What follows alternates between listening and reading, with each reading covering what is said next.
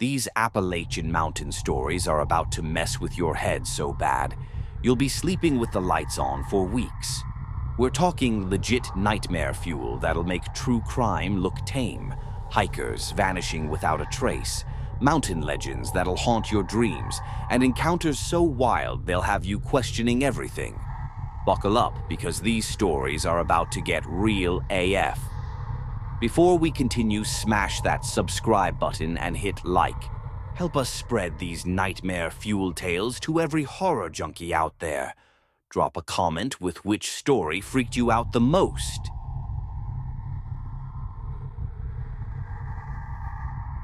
When I decided to hike a section of the Appalachian Trail solo, everyone gave me the same line.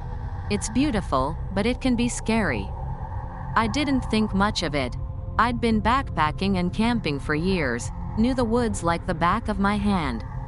Still, as I packed my pack and hit the trail, the stories I'd heard echoed in my head. Tales of people vanishing, whispers in the night, and something they called trail guardians. Ridiculous, right? The trail was enchanting for the first few days. Sunbeams pierced the dense canopy, birdsong filled the air, and I felt free, a part of something greater. But on the third night, camped beside a tiny stream, something shifted. As I sat by the fire, I felt a gaze upon me. No one was there, of course. I checked around my tent. Yet, the sensation persisted. It was as if the woods itself was breathing, watching me. I told myself I was tired, my mind playing tricks. Still, I decided to turn in early. In the dead of night, I was startled awake by snapping twigs. Hasty footsteps, too close to my tent. My heart pounded as I whispered, "Is anyone there?" No answer. And then, silence. Too much silence. The next morning, I tried to forget the night's alarm. I convinced myself it was just animals, maybe a deer or a coyote curious about my presence. But something nagged at me. My tent looked different, like it hadn't been pitched in the same spot. I'd moved it closer to the stream before bed, hadn't I? Or was I imagining things? As I walked the trail, I noticed small but persistent signs that something was amiss. Branches snapped at heights no animal could reach. Tiny pebbles were neatly arranged along the trail's edge. At times, I felt like someone was watching me from the dense canopy, but when I looked, there was nothing but silent, motionless trees. Nights became the worst. After the third day, the feeling of being watched became unbearable. That evening, as I tried to sleep to the sound of snapping twigs in the distance, something caught my attention. My backpack. It was open.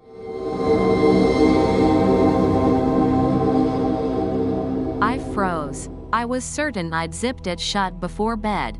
Quickly, I checked my belongings. Everything was in place, except my headlamp. It took me nearly an hour to find it, neatly tucked away in the woods, on a rock. As if someone had placed it there, on purpose. When I returned to my tent, I felt a slow-growing panic creeping into my skin. The woods were too quiet. No wind, no sound. Just darkness and my crazy thought that I wasn't alone. The next morning, my tent was moved. Not much, maybe half a meter, but enough to know I wasn't mistaken. Then I decided to cut my hike short and head back towards civilization. But the trail, once clear and well-marked, seemed different now. It was as if the forest itself was trying to keep me inside. That night, the forest seemed denser than ever. The trees were so close together that the moonlight barely made it to the ground. My tent was stifling, but I didn't have the courage to unzip the flap. The thought of seeing something, or someone, outside made me freeze in fear. I lay in my sleeping bag, staring at the tent ceiling, when I heard it. At first, it was just a whisper, soft and barely noticeable, like the wind rustling through leaves. I ignored it, trying to convince myself it was my imagination. But then it grew louder.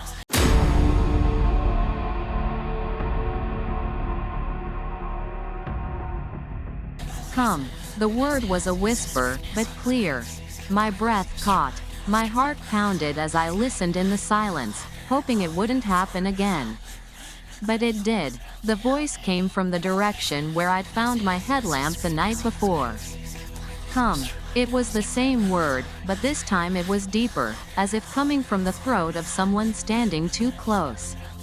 I couldn't move. Was I hallucinating from exhaustion? Or did the forest really have a voice?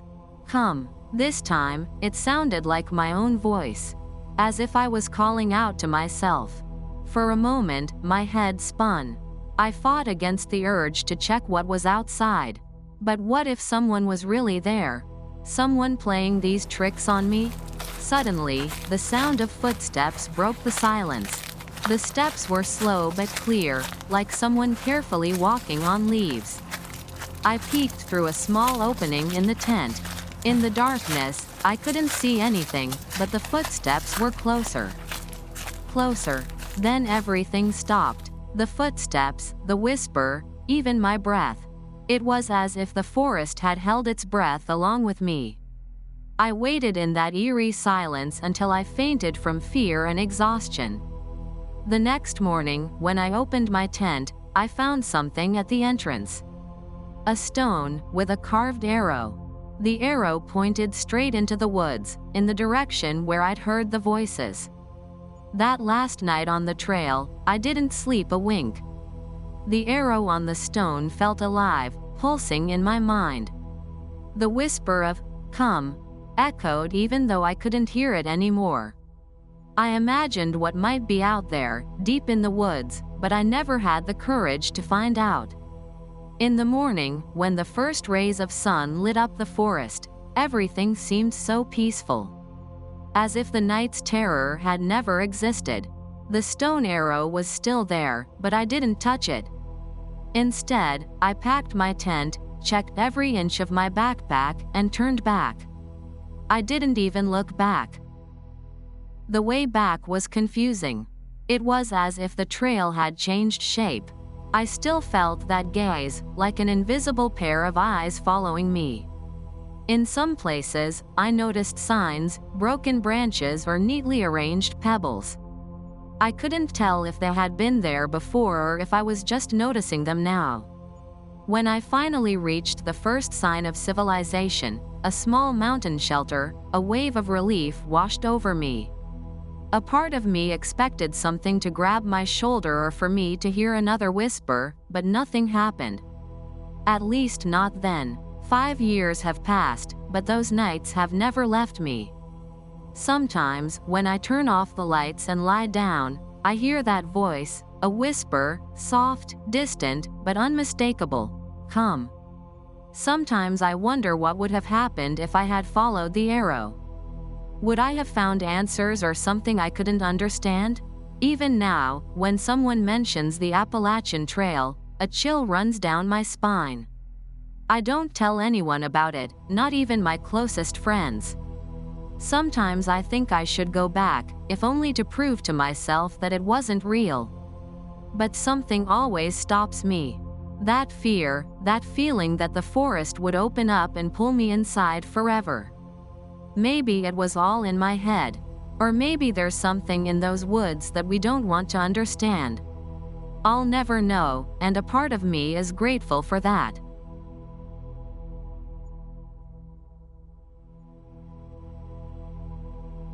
The night was perfect for hiking, quiet, windless, with only the occasional whisper of insects in the distance. We stood at the edge of the trail, my 2 friends and I, looking out at the outline of the Appalachian Mountains that stretched out like an endless dark sea before us. This was our first hike in this part of the mountain range, and Brown Mountain already had a reputation as a place where the boundary between the real and the supernatural was blurred. I'd never taken the stories about the lights seriously. Nonsense, I thought. Lights dancing above the mountains, disappearing into silence, or exploding in flames. It seemed like part of local folklore, a way to attract tourists. But now, as I stood surrounded by dense darkness and looked at the foggy outlines of the mountains, I felt a chill run down my spine at the mere thought that something could be real. We started up the trail as our flashlights clashed with branches and rocks. The air was damp, heavy, and carried the scent of moss. My friends walked ahead of me, their silhouettes almost invisible in the darkness. The trail was steep, and all around us, silence. Not even the night birds would flutter a wing. This lack of sound was unnatural. I felt like someone was watching us, their attention was focused on us, but I didn't know why. Then I saw them. First, just one, a blurry, orange light that appeared on the horizon like a lantern floating in the air. I stopped and looked over my shoulder, but my friends didn't pay attention. The light flickered, as if pulsing, and then another one joined it, then a third. Soon, the entire mountain was covered in this strange dance. Nothing made a sound. They weren't drones, they weren't torches. It was something else. I stood rooted to the spot, staring at the dance of those lights, while my friends slowly walked away, unaware of what was happening behind them. I wanted to shout, to stop them, but something constricted my throat. There was something sad about those lights, as if they carried the weight of a story I didn't understand, but which was penetrating me nonetheless. When the first three lights merged into one and slowly started down the slope, I remembered a story I had once read, almost in passing. A Cherokee legend, a story about a bloody battle between the Catawba and Cherokee tribes on these mountains. After the battle was over, the women of the tribe, mothers, sisters, and widows, went into the mountains with torches in their hands, searching for the bodies of their loved ones. They never found them. The story says that those women died in that search, but their souls never left the mountains. Their pain and despair were transformed into light that still wanders these mountains, searching for lost sons, husbands, and brothers. As I tried to calm myself, one of the lights suddenly stopped, right on the trail in front of me. As if it was watching me. My heart pounded so hard I thought my chest would burst. I felt like I didn't belong here, like I was disrupting something that should have remained forgotten. Breathless, I took a step back, but the light moved towards me. I felt a cold air slide down my neck, as if someone was watching me from the shadows. At that moment, from the darkness, I heard a sound I couldn't explain. It wasn't a voice, but a whisper, filled with sadness and despair. I didn't understand the words, but I knew their meaning. Help us. While I was walking, I tried to convince myself that I had just imagined it. Optical illusion, I muttered to myself, as if saying the words out loud would negate what I had seen. Maybe the lights were reflections of some natural phenomenon, gas from the earth, insect luminescence, something explainable. But deep down, I knew that wasn't true. Those lights were too perfect, too silent, too human. The trail led us further to the ridge where the forests thinned, and the view of the valley revealed a dark abyss below. When I finally caught up with my friends, they were standing on the edge of a cliff, looking into the distance. I didn't say anything about the lights. It felt wrong to disturb the silence. But as I turned towards the valley, my eyes caught movement again. Somewhere far away, on the opposite hill, a few lights were slowly moving in a perfectly straight line. I then remembered the stories of the women with torches, Cherokee mothers who searched these mountains. Maybe it was just a legend, but looking at those distant points of light, I felt a sadness that could not be explained by science. There was something about that movement, that somber dance through the night, that seemed more real than anything I could imagine. Soon the lights disappeared, and with them the feeling of being watched. My friends hadn't noticed anything. They continued to chat about something trivial as we returned to the camp. I didn't want to tell them what I had seen. It all seemed too unreal, as if words could destroy that elusive sense of mystery. That night, as I lay in the tent, I couldn't sleep. Every rustle of the wind and every flicker of a shadow seemed to hide something more. I didn't see them anymore, but the lights remained with me, not as images, but as a feeling etched into my mind. Whatever it was, I knew it would remain on those mountains, forever illuminating the hills and the stories we will never fully understand.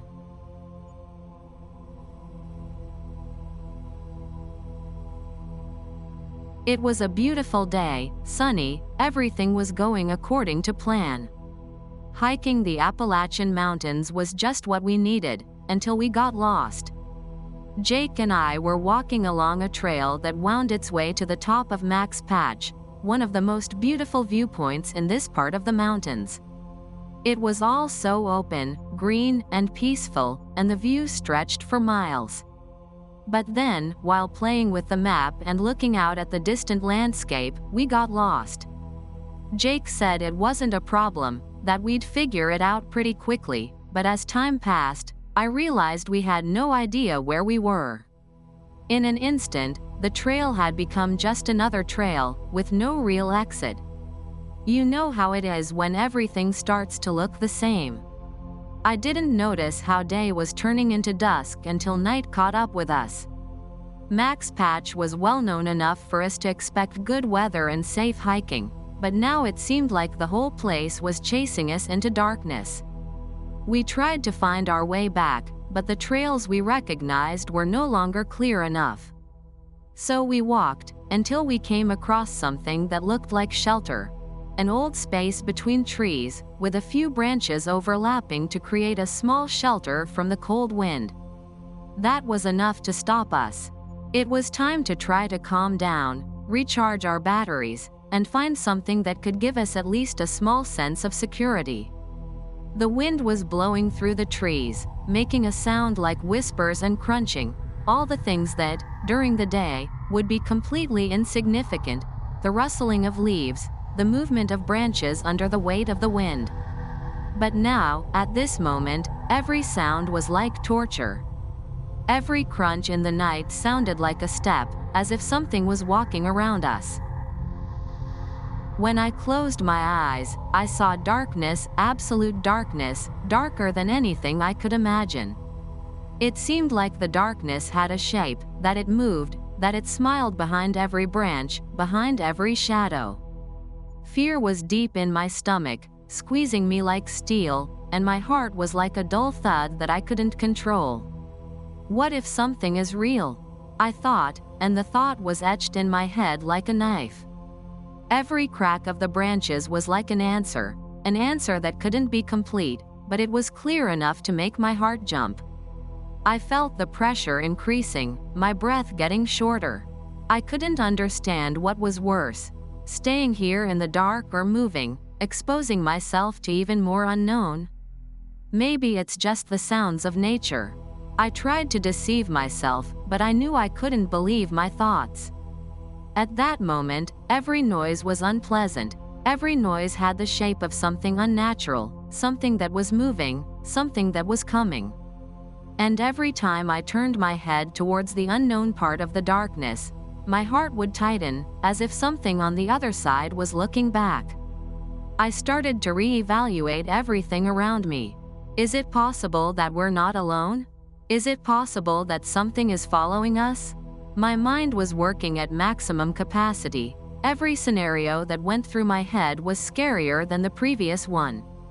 In a few moments, all I could see in the darkness were their faces, unknown, ghostly, shaped from shadows, resembling ghosts from horror stories. That's why I tried to calm down. I focused on my breathing, on something concrete. Inhale.